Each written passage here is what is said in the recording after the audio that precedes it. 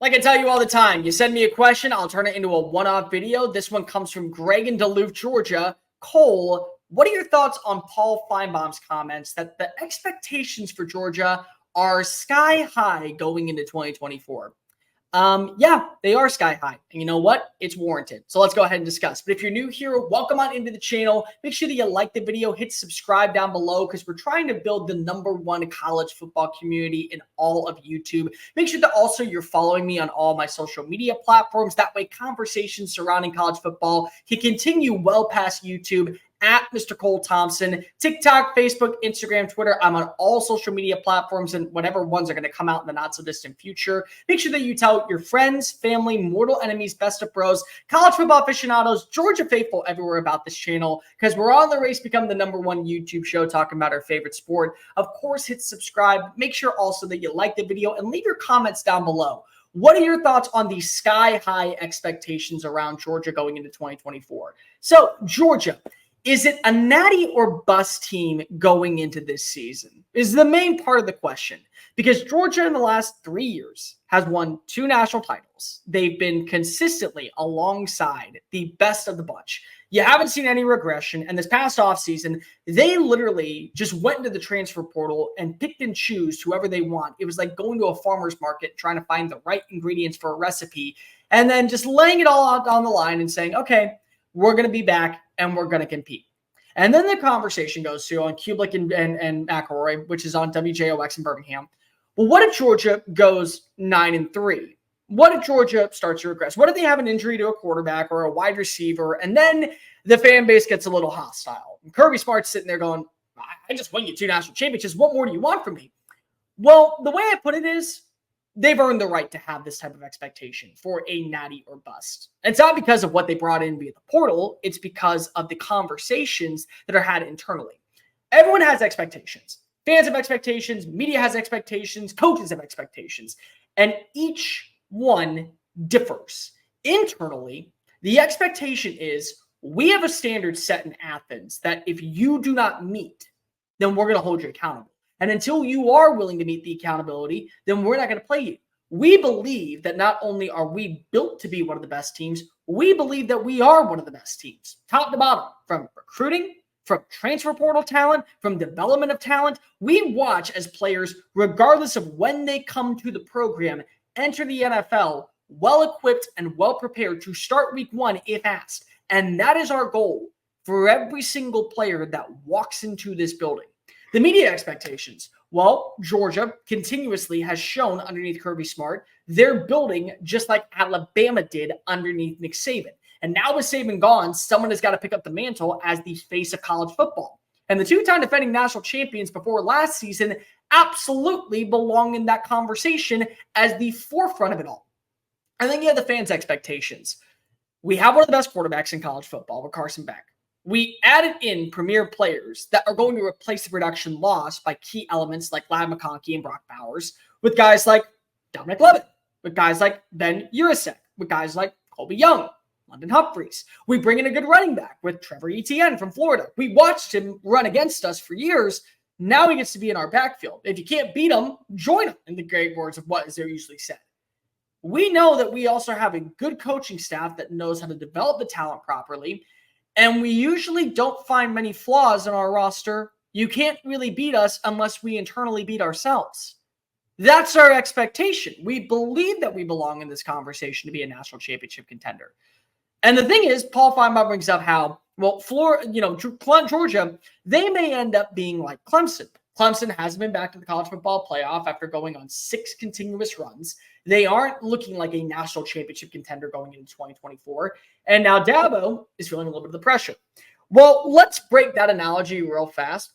Clemson has not ranked inside the top 5 of the recruiting rankings since 2014.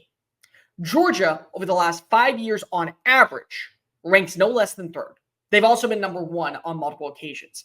Georgia utilized the transfer portal in the way that I wish Clemson would. Because Clemson, they don't need to go out of their way to add in every single nook and cranny under the sun with terms of talent. They can just pick and choose what they want. Well, Georgia does that. And Georgia usually lands premier players that are going to come in and elevate the status of this team, even in a limited capacity, to where there are no more questions about this roster. There are no more concerns. And sometimes they find themselves inside the top 10 of the transfer portal rankings. Sometimes they're top 12. But you feel a lot better about this roster with adding in those little spices that could make the recipe a lot sweeter.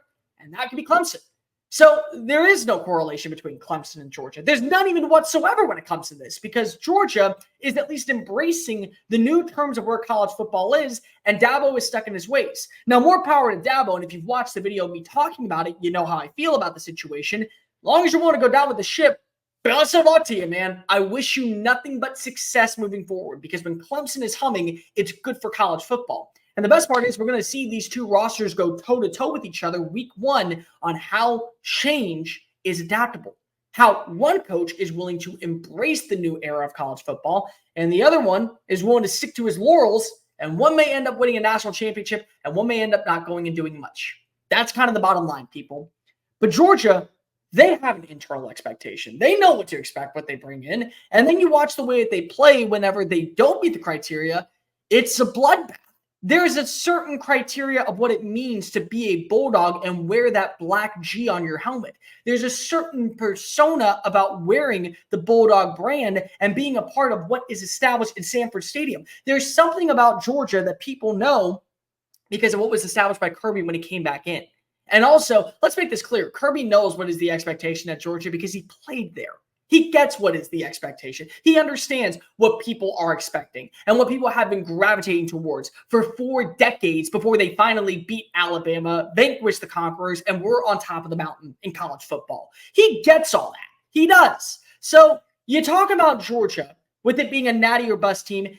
Every year does not need to be a national championship or bust, but it does need to be, we are a college football playoff contender. We belong in the same category along with everybody else that works the transfer portal, everybody else that thinks that they are built to win, and everybody else that believes that they have a shot.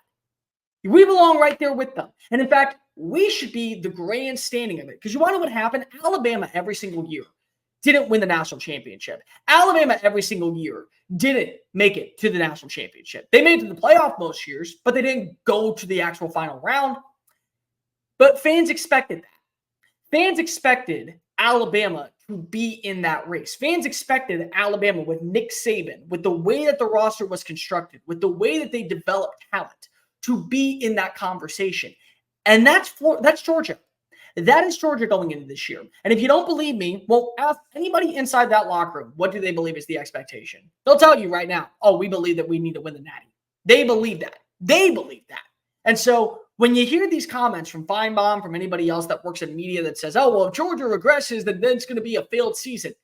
In the eyes of the boosters, in the eyes of the coaches, and in the eyes of the players, yeah, it is going to be a failed season. So anybody that doesn't believe that Georgia should be in that running, you're out of your mind. Anybody that believes that it wouldn't be a lost season because of they didn't make it to the dance would be out of their mind. And yeah, is there going to be stiffer competition? And will Georgia have to earn their right this year, playing teams like Texas, playing teams like Missouri, playing teams like Ole Miss, playing teams like Alabama? It's still Alabama. It's still Bryant-Denny Stadium. It still is Tuscaloosa on a Saturday night.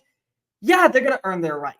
And if they do, that's expected. Just like it was expected when LSU had Les Miles, just like it was expected when Nick Saban was protruding the sidelines at BDS, just like it was expected with every other team that feels like they're good enough to win a championship. So you look at Georgia, anybody out there that believes, no, 9-3, we're allowed to have a down year. No, you're not. Because fans expect certain things and coaches expect certain things. Everyone in Tuscaloosa was furious when Nick Saban didn't go to the playoff, including Saban himself. And so that's the standard that's set internally. So anybody out there that thinks that Georgia being willing to regress, you are far mistaken. Even Nick Saban was willing to make changes to his staff. That way he remained in contention. And that's going to be the same thing with Kirby Smart year in and year out until he finally decides this is the end for me. I want to go ahead and enjoy life away from football. But let me know in the comment section down below. Is Georgia taking a step back this year? Is Paul Finebaum right on the money? What is going to be the future of the Bulldogs in the new version of the SEC?